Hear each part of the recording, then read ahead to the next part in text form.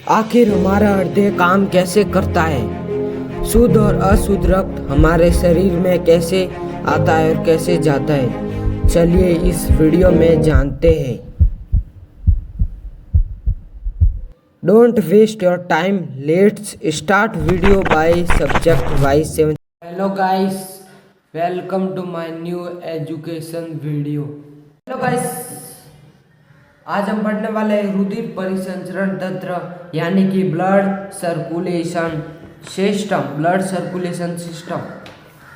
तो ये एक हृदय का डायग्राम है और यहाँ से एक नली आती है जिसे हम शिरा कहते हैं। शिरा में हमेशा CO2 यानी कि अशुद्ध रक्त बहता है और यहाँ से भी यह भी एक शिरा, यहाँ इसमें भी अशुद्ध रक्त बहता है और फिर यह अशुद्ध रक्त राइट ऑरिकल यानी राइट आलिन में आ जाता है और फिर यह अशुद्ध रक्त राइट आलिन में पूरा भर जाने के बाद इस त्रिवलय कपाट से होकर राइट वेंट्रिकल यानी राइट नीले में आ जाता है और फिर यहाँ से पूरा भर जाने के बाद फिर इस अर्धचंद्राकार कपाट से होकर वापस इस नलिका से होकर फेफड़ों से बाहर निकल जाता है और यहाँ CO2 यहाँ से बाहर हो जाता है यानी कि अशुद्ध रक्त बाहर हो जाता है और फिर हम अपनी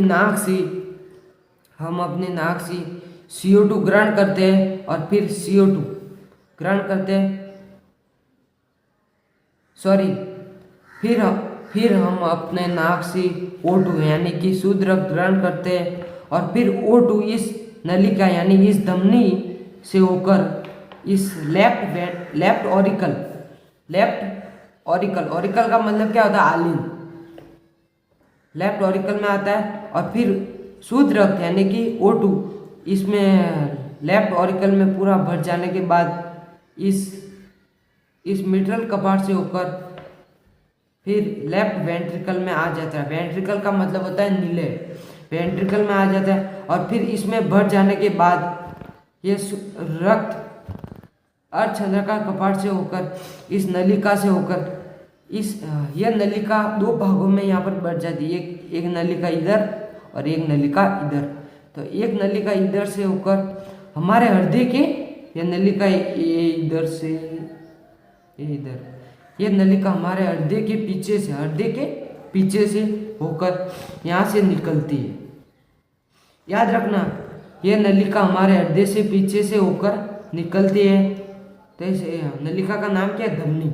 इस धमनी में हमेशा शुद्ध रक्त बहता है यानी O2 बहता है और फिर O2 हमारे शरीर के अंगों तक जाता है और फिर हमारे शरीर के अंगों में कहीं ना कहीं तो CO2 होता है, तब O2 और CO2 मिलकर वापस CO2 बना दे और CO2 वापस इससे होकर वापस इसमें आता है, शिरा में आता है वापस। फिर धमनी से O2 शरीर के अंगों से मिलकर CO2 बनाती है और फिर CO2 शिरा में जाता है। इसका नाम क्या है? इसका नाम है शिरा। इसका नाम क्या? शिरा। शिरा से होकर तो वापस शिरा से होकर जाता है और ये नलिका है। इस नलिका इसमें भी यही होगा, यहाँ पर O2 इसमें इस नलिका में क्या है? O2 यानी शुद्ध रक्त क्या करेगा? हमारे शरीर के अंगों तक, हमारे शरीर के अंगों में जाकर कहीं ना कहीं तो हमारे शरीर के अंगों में अशुद्ध रक्त होगा और फिर शुद्ध और अशुद्ध रक्त क्रिया करके वापस इस शिरा से होकर वापस इस नलिका से होकर वापस फिर ब्लड ये प्रक्रिया इधर से चलती रहेंगी और फिर ब्लड वापस इसमें आएगा और फिर कपाट से होकर वापस इसमें आएगा और फिर इसमें फेफड़ों से निकलेगा और फिर वापस हम O2 लेंगे और इसमें आएगा और फिर कपाट से ऊपर फिर इसमें आएगा, वेंट्रिकल में आएगा और फिर वापस इसमें आएगा और फिर यहाँ पे दो नलियों में बढ़ जाएंगी और एक नलिका में शरीर के पीछे से और अंगों में जाएगा और फिर CO2 बनेगी और ये प्रक्रिया चलती रहेंगी इधर और वापस इस एक नलिका जाएंगी और हमारे शरीर अंगों तक जाएगी और CO2 बनाती है, तो CO2 बनाएंगी और सिराय में चलता है। तो ये प्रक्रिया चलती रहेगी। तो हमें ये तो पता चल गया कि हमारे शरीर में ब्लड कैसे जाता है और कैसे आता है। तो अब हम उनके भागों के नाम बता देते हैं। तो इसे हम कहते हैं राइट ऑरिकल यानी राइट दाया आलिंद, और इसे कहते हैं राइट वेंट्रिकल यानी दाया नीले, और इसे कहते हैं लेफ्ट ऑरिकल। लेफ्ट ऑरिकल का मतलब बाया नीले, बाया आलिंद, और इसे हम कहते हैं बाया नीले। और इस कपाट का नाम है त्रिवल्य कपाट। ये अशुद्ध रक्त जब अशुद्ध रक्त राइट ऑरिकल से राइट वेंट्रिकल में आता है तो उस कपाट का नाम बताएं। तो उस कपाट का नाम है त्रिवल्य कपाट। और जब शुद्ध रक्त इसमें वापस इसमें जाता है, और इन दोनों कपाट का नाम क्या है? अर्धचंद्राकार कपाट या फोसा ओवेलिस। अर्धचंद्राकार कपाट या फोसा ओवेलिस भी कह सकते हैं हम। और इस कपाट का नाम क्या है? मिट्रल कपाट। मिट्रल कपाट किसे कहते हैं? इसकी परिभाषा आ सकती है, जब शुद्ध रक्त लेफ्ट ऑरिकल से आकर लेफ्ट वेंट्रिकल में आता है तो वह किस कपाट में आता है? तो उस कपाट का नाम है मिट्रल कपाट। और ये होती है ना, ये हृदय का ये डायग्राम, इसको हम कहते हैं हृदय की पेशियाँ।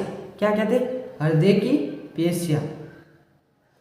और इसे हम कहते हैं फेफड़ा भी कह सकते हैं इन दोनों को, या फुफ्फुस या फेफड़ा एक ही होता है। तो आप इसमें कंफ्यूज मत होना, फुफ्फुस या फेफड़ा एक ही होता है।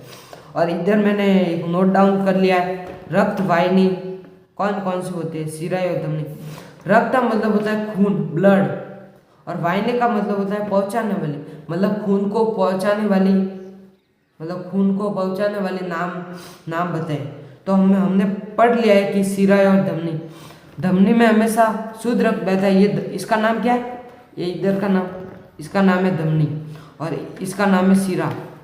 इसका नाम पूरा क्या? इसका नाम सिरा, और इसका ये पूरी सिरा और ये पूरा धमनी। सिराय में हमेशा CO2 बहता है यानी अशुद्ध रक्त बहता है, और धमनी में हमेशा शुद्ध रक्त यानी O2 बहता है। तो अभी के साथ हमारा रुधिर परिसंचरण तंत्र यानी कि ब्लड सर्कुलेशन सिस्टम समाप्त हुआ। आपको यह वीडियो अच्छा लगे तो please subscribe, like and bell icon दबाना ना भूलें। मिलेंगे अगले वीडियो में शानदार वीडियो के साथ।